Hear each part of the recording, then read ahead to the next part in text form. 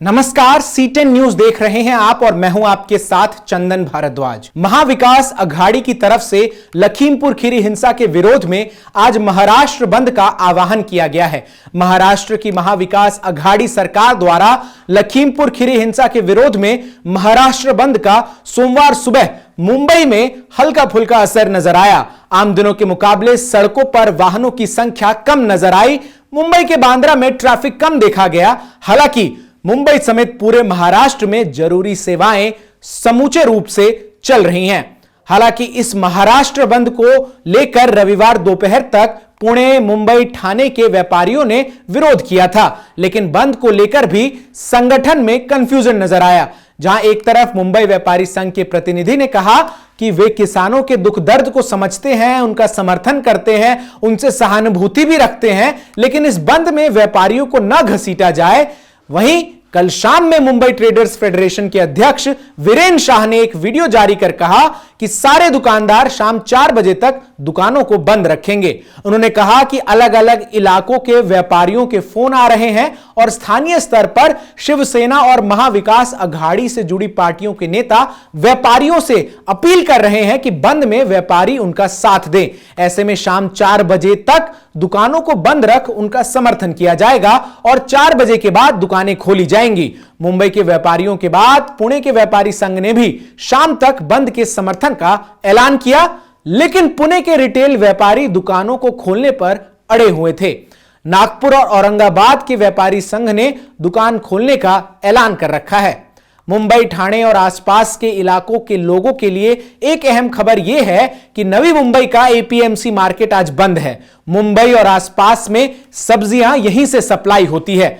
पुणे बाजार समिति भी इस बंद में शामिल है। इसी तरह सोलापुर कृषि उत्पन्न बाजार समिति भी बंद में शामिल है। बंद के बावजूद राज्य भर में अस्पताल, दवाइयों की दुकानें जैसे जरूरी सेवाओं को बंद से अलग रखा गया है। हालांकि मुंबई के डब्बे वालों ने भी बंद का विरोध करने का फैसला किया है। वे किसानों के समर्थन में काली पट्टी लगाएंगे, लेकिन बंद के विरोध में अपना काम धंधा भी चलाएंगे।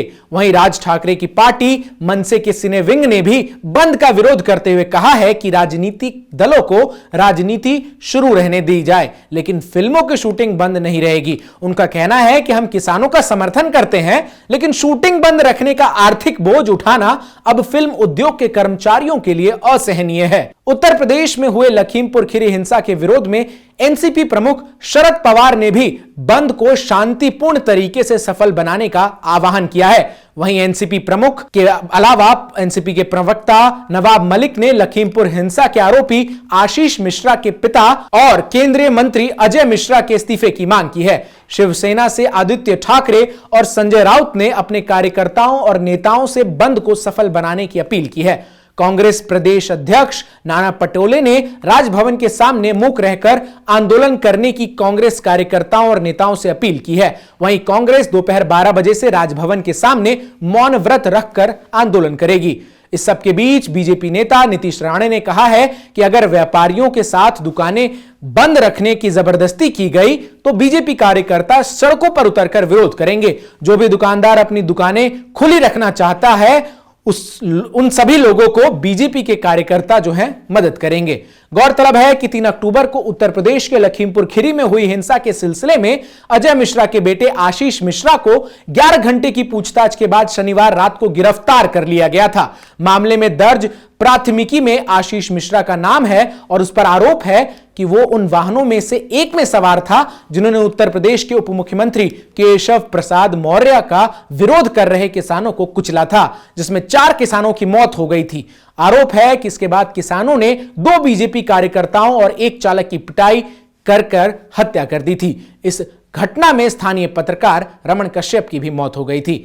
महाराष्ट्र में महाविकास अघाड़ी द्वारा बुलाए गए इस बंद को लेकर अब यह देखना होगा कि शाम तक इसका क्या असर रहता है। देश और दुनिया की तमाम खबरों के लिए C10 न्यूज के साथ जुड़े रहें।